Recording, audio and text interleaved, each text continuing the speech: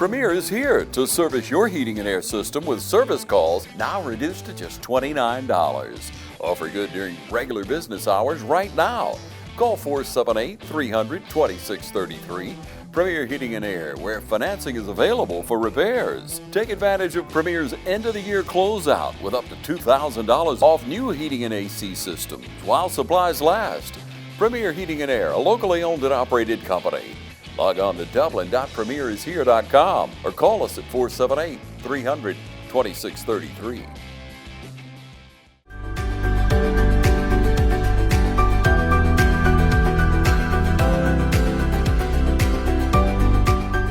All right, well, ladies and gentlemen, we welcome you down to the County Commissioner's office today here with Bryan and County Administrator. Bryan, last time we spoke, had a bad storm that came through, and gosh, you were in the process of trying to get everything cleaned up around here, and I just want to say you guys have done a heck of a job cleaning it up. Well, we really haven't done the actual work on the ground. That's been done by the Corps of Engineers and the company that they contracted with, because you well know we decided that we would go the route of letting Corps of Engineers, and so we contracted with them through GEMA.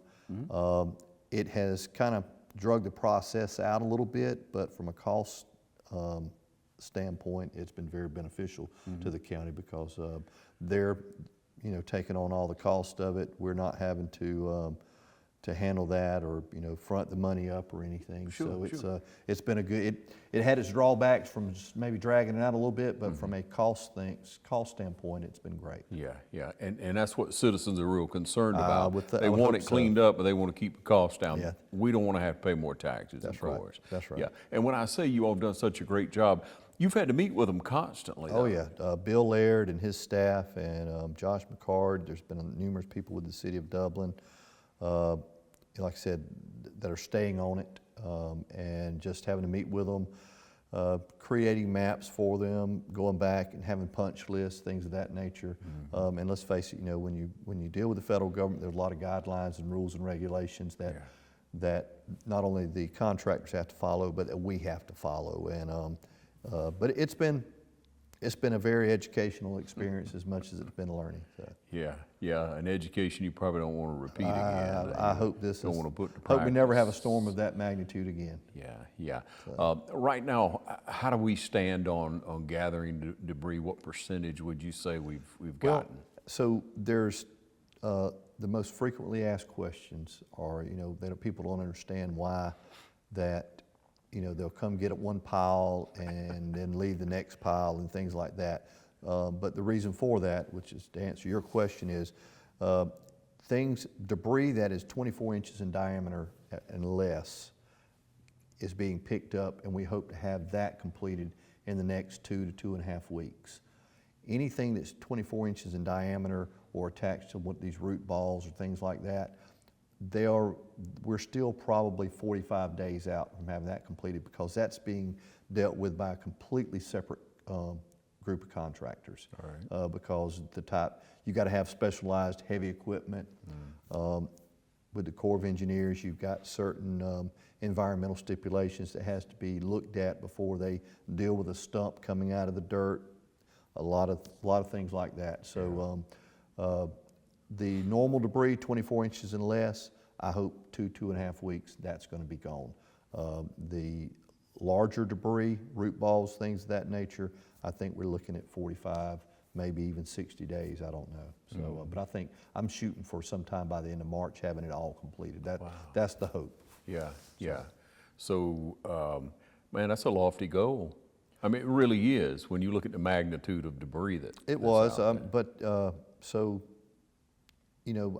I questioned why they had such a long-term timeline when we first started, but then seeing their processes that they're having to go through, I understand it very well now. So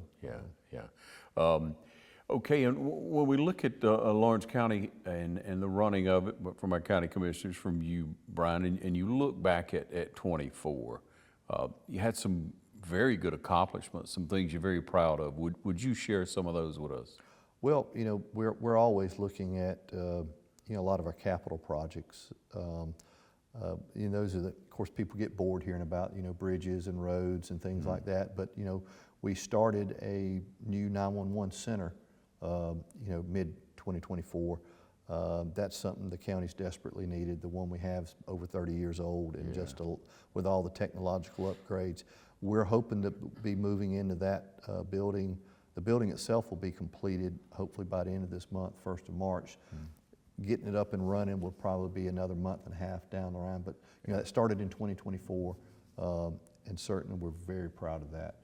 Also in 2024, we were able to continue our special purpose local option sales tax, which allows us to do these capital projects that are much needed and don't put that burden on the backs of just the property taxpayer. It's shared by everyone.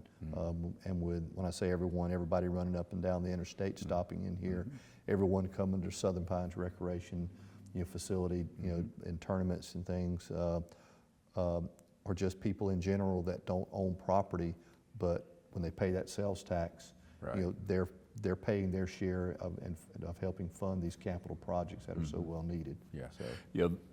That's not an obstacle that I would look at it, as far as voting for that special needs, the SPLOST.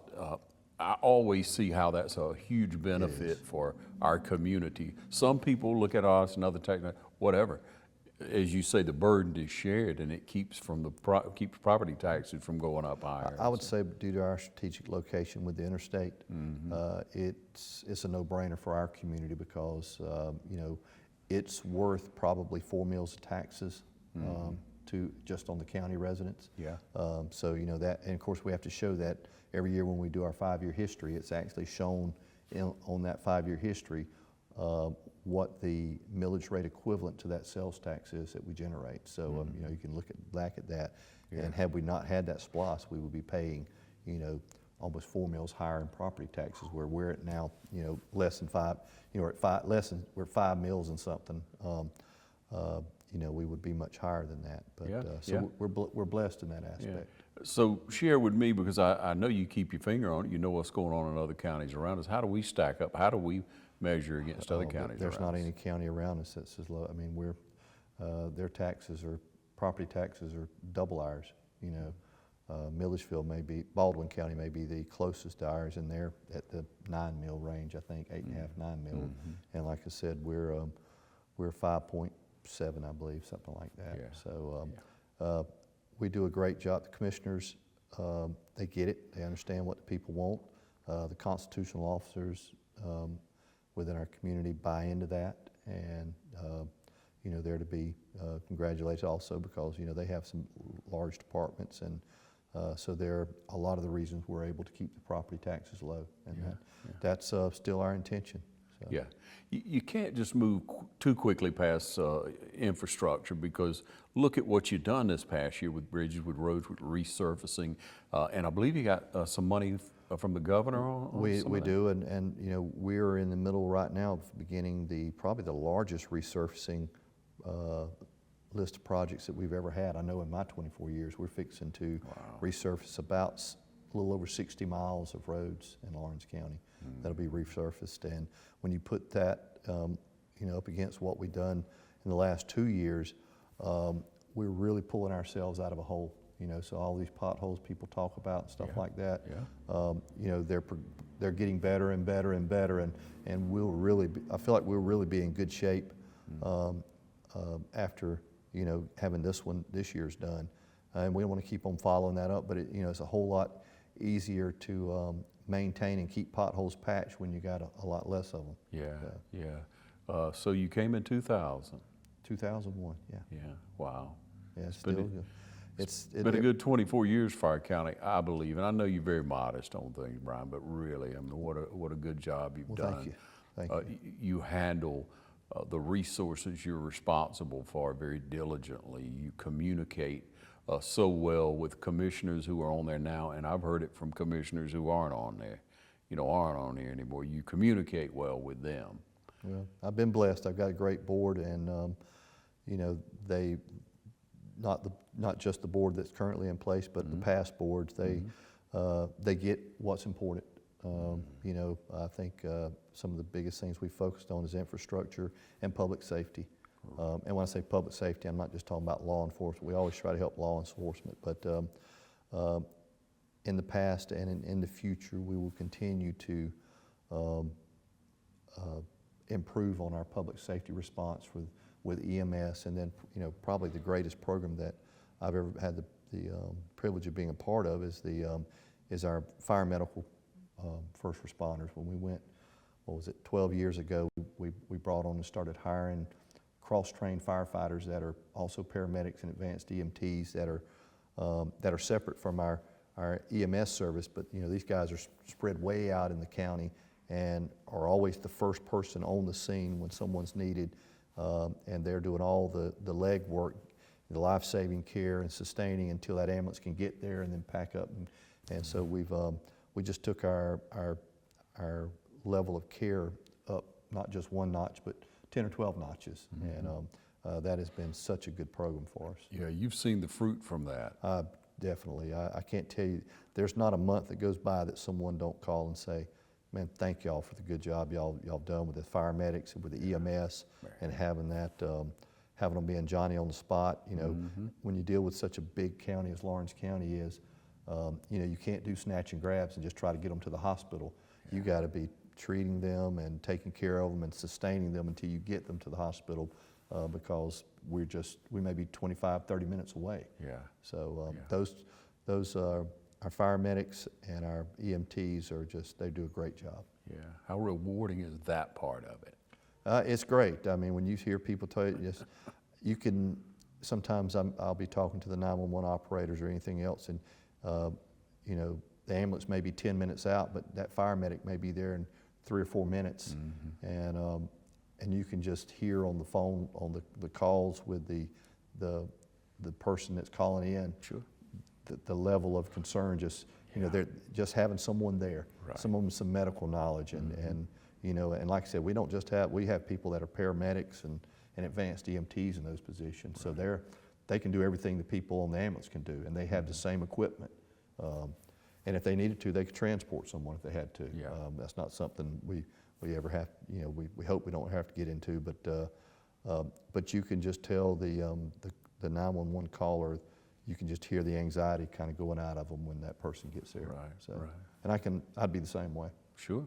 So. Yeah. Hey, we'll take a short break, be right back. Stay with us. Hi, I'm Meg Greer-Evans with Middle Georgia Estate Planning. If you need help with any type of estate planning, whether that's a will, a trust, financial power of attorney, or a healthcare directive, give us a call. We'd be glad to assist you or consult with you and your loved one about long-term care. Our phone number is 478-272-2885, or you can visit our website at middlegeorgiaestateplanning.com.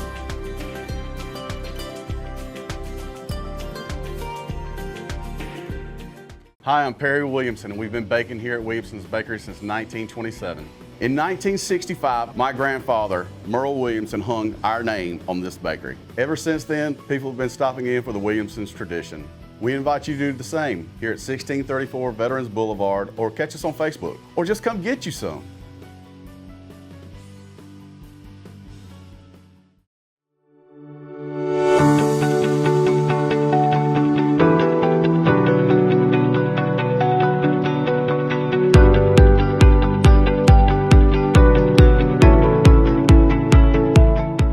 Hi, I'm Kyle Gerard with A+ Flooring and Construction. And I'm Chandler Gerard. Here at A+ Flooring and Construction, we believe if you can dream it, that we can build it. We can do anything from new construction builds, to roofs, to floor covering, garage doors, Grading and site work. Please give us a call at 478-676-2662. Thank you. Home is more than a place. It's full of the people and moments that matter most. Providing for loved ones, expanding your horizons, or simply living the life you love. With all you have to protect, choose insurance you can count on, so you can experience more of what you live for. Country Financial. Experience more. All right, we welcome you back. Bryan, You talk about first responders, you know, and we have a great first responders luncheon coming up on the 18th where we get to recognize so many. About how many would you classify the county has as far as first responders? Wow, we have approximately 100, you know, volunteer firemen. Now that's gone down. It's been, you know, those numbers continue to go down because it's a different world we live in. You know, you don't have the farmers that were always out in the community that were also volunteer firemen. The training requirements that you're required to have to be a volunteer fireman are so much more now. So those numbers continue to go down. We try to do things that we can sustain them to try to, you know, to lessen that impact of losing our numbers, but it's just a different world we live in. So that was one of the main reasons we tried to get ahead of ourselves and hire on the full-time fire medics that can be there when those volunteers aren't out there. But we do have a great volunteer group. Man, some of those guys are so dedicated, and as you well know, you know, they ain't getting paid a whole lot for their services, but the services that they provide are, you know, you just can't put a financial number to it. Yeah, it is. So, and it's a labor of love. It's from the heart. They certainly want to be that that helper in the community, and so you're always looking for people that will volunteer. Oh yeah, we're actually doing everything we can. We're now in the schools. You know, we're trying to recruit them out of the schools and have programs for them where, you know, they can go and start doing their testing and training while they're still in school. Same with our EMS program. You know, we feel if we can get some homegrown people that, you know, we'll keep them here and we won't be in the same situation that a lot of communities are in. So we're actually, the senior year of the county school systems, we have EMT programs that they're already in, taking those. And I'd say we probably have 5 or 6 people that have been through that program that are now actually employed with us with Lawrence County EMS or our Lawrence County Fire. So talk just a little bit about that high school program and how they can. They can just talk to their advisor, tell them they're interested in that pathway, and you know, my understanding that it's very competitive trying to get into that class. It's really, you know, we probably have had it in place maybe 4 years now, maybe even longer. Time really flies. But we got great instructors, but they would just need to talk to their school counselors and tell them they're interested in that. They'd get them involved in that pathway, and then once they get in class, they're taking a lot of the training, and once they get that training out of the way, they can follow up with our actual EMT. We provide EMT training classes that are at night that we can get you, you know, if you pass that, you become a basic EMT. Then you can start working on your advanced EMT all the way up to your paramedics. Yeah. And in that program of training, is most of that done or all of it done here? Yes, all of it's done here. Yes, all of it's done here. So you do that as part of Bill's area? No, that falls under Terry Cobb in his department. All right. So all of it done under Terry. And then Josh McCard with the rural fire, that falls under his department. And of course, I think Bill probably does a lot of, he's a certified instructor too. You know, so we're blessed to have, you know, several very highly trained instructors that are they can really break the stuff down and get out on the kids' levels, you know, and try to make it where it's very basic, where they can understand it and still make it exciting. So the 911 center though, let's talk about how it's changing, how much more square feet, what type of technology, that type of thing. Well, so we're going from about a 2,500 square foot, you know, I call it the dungeon, dark dungeon down there, to about a 9,000 square foot facility, state of the art. Our EOC center will be within the 911 center, where currently it's actually at EMS. You've probably seen it. That's where we usually have the EOC at. Sometimes we've had it up here, but we've never had enough of an area in 911 to have it. So now we actually have a new EOC center that'll be, you know, set up with all the audio visual, so people within that room can see what's going on. We can better track stuff, and it'll be right next door with the, or right contained in, you know, with the 911 dispatchers. A lot of it is data integration, where the ladies at the 911 center that are on the calls can, CAD to call in, and then it all of a sudden pop up and populate in the EOC, where we're not having to, do it by hand manually when they come in there. So, technology has really changed. You hear about next generation 911. We're way ahead of the game. We don't have what you per se, all the facets of next generation 911, but we're probably, with our technology upgrades, are probably 90% there. Some of the texting capabilities and things like that is what we don't have with our current system. But as far as all the, we can receive videos. We have different redundancies that the next gen will give you, although it's different than what next gen will bring to you from a redundancy standpoint. We have intergovernmental agreements with different 911 agencies that we can, if something happened in our center, we could automatically swap through. And because we got fiber coming in from 2 or 3 different directions, if one goes down, we can hit to the next one and stuff. A lot of communities don't have that luxury. I would say that's probably the biggest thing that Next Gen 911 will bring is a lot of the redundancies. Whereas you don't have to worry if your 911 center goes out, you can you can patch into another center very easily, and they can handle your calls for you. But our operators are extremely well trained. Bill Ayer's done a magnificent job in training and just going, I guess, when someone comes in and has a call, we want to have that operator very well trained, where if they need to talk to them about trying to give them medical advice or anything else like that while they're waiting for the responders to get there, they can do that. So we have great operators, always looking for more, looking for more. But the one thing that I think the commissioners were very adamant about in building this new 911 center was they wanted to have a place where the operators on their break could go decompress, I like to say. As you can imagine, some of the stressful calls that they get.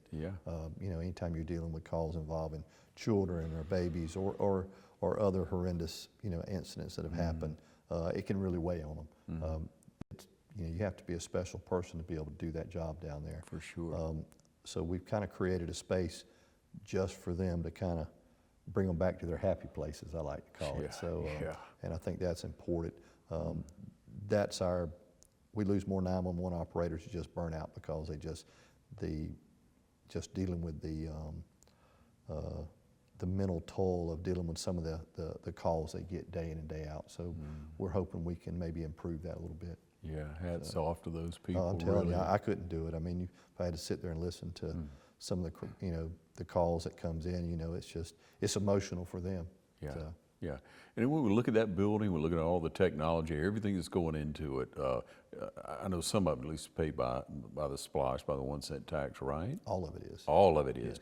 Everything. Yes. How beautiful is that, man? Yeah. It's it's approximately $4 million project, a little bit over that when you kick in furniture and everything else. But yes, it's all being paid for with SPLOST. So we're excited about that. Yeah.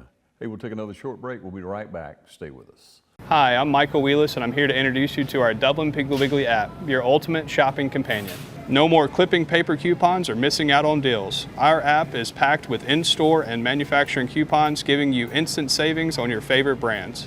Earn reward points for every dollar you spend, stack up points and use them for dollars off your next purchase. It doesn't stop there. Access our weekly ad right from your phone to find even more ways to save. Shop smarter, save bigger, and download your Dublin Piggly Wiggly app today.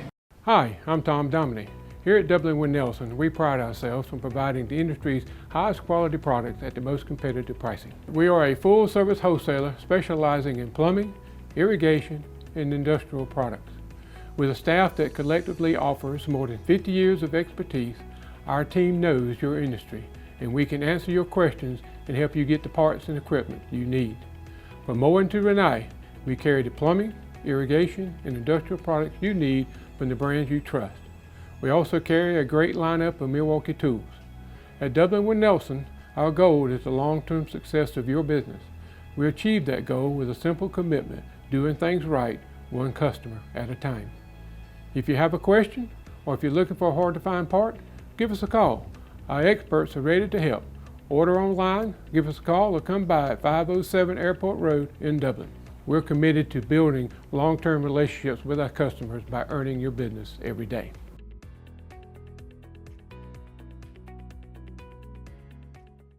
I didn't choose this line of work. It chose me. Those days when it seems impossible to get everything done are the days I live for. It's my passion. If you do what you're passionate about every day, you'll never work a day in your life. Hi, I'm Greg Carter with Shamrock Honda Kawasaki CF Moto. Come check out our full lineup of ATVs, side-by-sides, and motorcycles. We serve Dublin, Lawrence, and Central Georgia areas, and we'd love to serve you. So I work with clients of all ages. I have people my age who are just getting married and having kids, and they want to get a policy on them or a whole life policy on their toddler to have as they age. But I also see clients that are older that are maybe looking for a final expense policy. I get to see clients at many different seasons of their lives. I just love Dublin. This has always been home for me. My dad and my granddad do what they love, and it's a blessing to join them in it.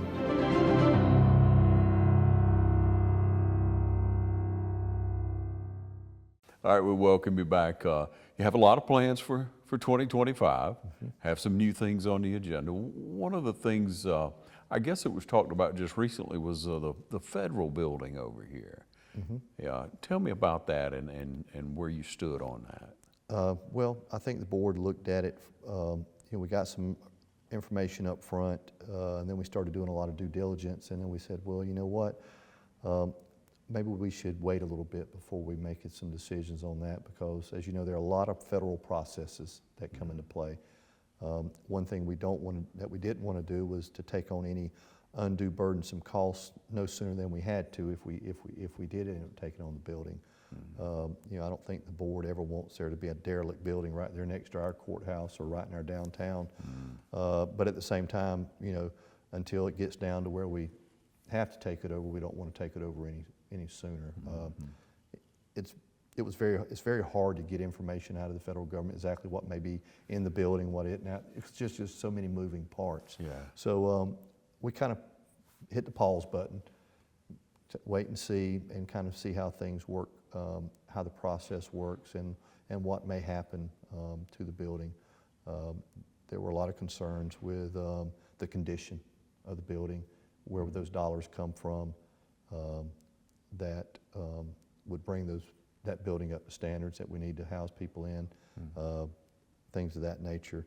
So we didn't want to do anything hurriedly that would speed that process up, like I said, and then where we have to start taking on those costs, because it's, the sheriff had went over and done an estimate of what it would take for him to provide security in there, so that would be additional dollars. Right. The power bill, it's not cheap to operate. Sure, so a lot of building. That's really what we did, was just hit the pause button. We wanted to make sure that we didn't do anything that would all of a sudden tell the federal government, oh, we want this building now. We don't want the building, but we don't want a building to go derelict. So I guess our standpoint was, if it ever comes to that point when the federal government gives it up, then we'll definitely see if we can't negotiate and take it over. But until that time comes, we don't want to be spending taxpayer dollars on their funding it if we don't have to.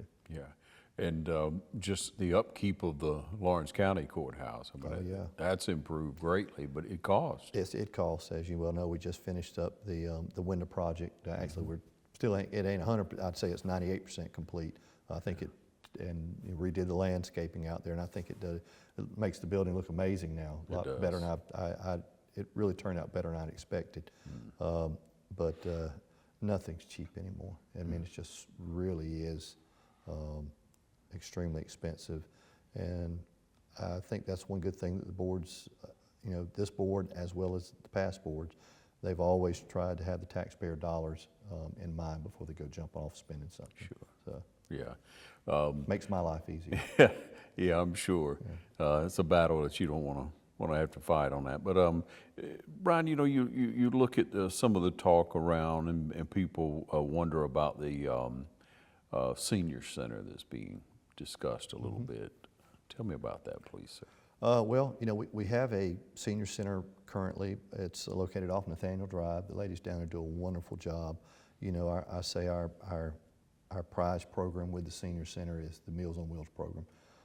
You know, those ladies go out there and provide meals to the homebound, and they may be the only people that's laying eyes on those people during the day. So not only are we bringing them people food that can't get out, they may not have family anywhere around, that's most of the time the case, but it also is kind of a check, a welfare check on those people, you know, making sure they're okay. You know, what a great program. I can't tell you enough about it. I've seen some really good things out of that. But it also provides location. We probably have 45 to 50 senior citizens that go down there, and some of them will eat, some of them come down there and play the various games that we have. You know, it's not up to where it was pre-COVID. I don't know that it ever will be. You know, generations change, and but you know, it still has its place. We're having a public hearing next week on it. It'll be interesting to see what the public input says, and I think really the board's just, you know, they've made plans to construct a new one if need be, but they're also continuing to do the due diligence on it. I don't think, none of us want to go build a building and then go back and go, golly, wish we wouldn't have or something. So, you know, it's one of those decisions that the commissioners are just, like I said, doing the due diligence, jumping through the hoops, and then are proceeding forward with the process. We are to turn in the grant, I believe, before April 1st is the deadline when we would have to turn in the grant. We'd be applying for a CDBG grant, which we could apply for up to $1 million for the construction of the building. So, and then we would probably find out if we're, you know, if we was to get the grant, it would probably be October sometime before we'd find out about that. None of the programs would change. None of the programs would change. It'd just be going to another location. The commissioners are looking at the kind of our county-wide county campus we have over there next to the health department and places like that. They're getting a lot of input from people. You know, a lot of people want to leave it right where it's at. Some people want to move it over there. You know, those are things that the commissioners are just taking the input in, and they'll make a decision which they think is in the best interest of the community. You know, right now we're proceeding as if we're constructing a new one. So that until I'm told differently by 3 of them, you know, that's the way we'll continue on. But I think in the next couple of weeks, you know, things will get clear as far as the plans. We've met with an architect already that's working on the floor plan for the center. So we're pushing ahead. You mentioned earlier the reference of how large the county is and how you've been able to help with the fire and you know, safety and be able to reach people. It's the same story with seniors. You know, if they live in East or Rockledge, or if they live in Montrose or Dexter, Rents, they still have to travel. I mean, you still have the distance. It's you know, there's so many things that the commissioners are looking into it, from, you know, from accessibility, but also transportation routes. You know, because you're dealing with elderly people. Where can they get to and from the easiest? Things like that. So I think at the end the commissioners will make a good decision, but you know, they're still just, even though we're moving forward with the process, they're still looking at and analyzing details as they come in. So like I said, we want to be ready come April 1st, make sure our grant application's in, and hopefully, you know, whatever decision the commissioners make, you know, it'll be favorable. So you'll have an open discussion at your next meeting? Yes, there'll be a public hearing on Tuesday, next Tuesday, at 10 o'clock here in the commission chambers. It was supposed to be earlier, but the paper got mixed up with the running of that, and there are certain time frame requirements that have to be abided by. And then at 12 o'clock we have our normal commissioners meeting, and there will be you know, 2 topics on the agenda involving the CDBG grant for it. Best of luck with all that, really. Yeah. Hey, thank you for what you're doing. Thank you for 24 strong years. Yeah. Thank you for joining us last year and your plans to join us this year for our first responders. Lunch will be at the Church of the Nazarene on the 18th from 11 to 1. So we look forward to seeing any of you first responders there. All right. Thank you. Sounds Thank good. you so much. Thank you for joining us right here on TV 35.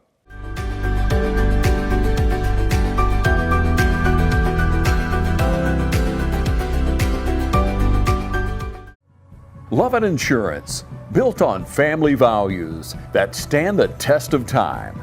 Business, home, auto. LovettInsurance.com. 478-272-6731. Stop by 510 Bellevue Avenue in Dublin. Lovett Insurance, built on family values.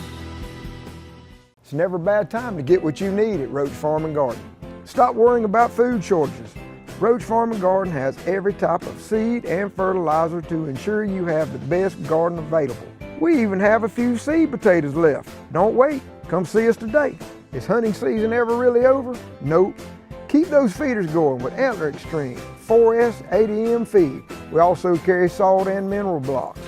Improve your wildlife on your farm or hunting club with some predator control. Roach Farm and Garden has the traps and supplies to get you started. Did someone say feed? From horses to chickens and everything in between. Roach Farm and Garden carries all the feed and all the pet supplies you will ever need. Carhartt pants and jackets, bibs, and full line of Georgia boots. Come compare our prices. Looking for a gift or finishing up a honey-do list? Roach Farm and Garden has grills, cookers, fire pits, and patio furniture. Don't forget, it's that time of year to plant trees. And Roach Farm and Garden has a full greenhouse with shrubs, trees, and flowers arriving daily. Stop in and compare. Just remember, there's something for everyone at Roach Farm and Garden. 2 locations, Dublin and Wrightsville. It's more than just your lawn. It's your grass kingdom, your green canvas, your fairway to heaven. It deserves the Kubota Z400. With class-leading speed, agility, a powerful transmission, simple deck height adjustments, and legendary Kubota quality. When you need comfort, convenience, and performance, then you need the professional-grade Kubota Z400. Visit your local Kubota dealer today.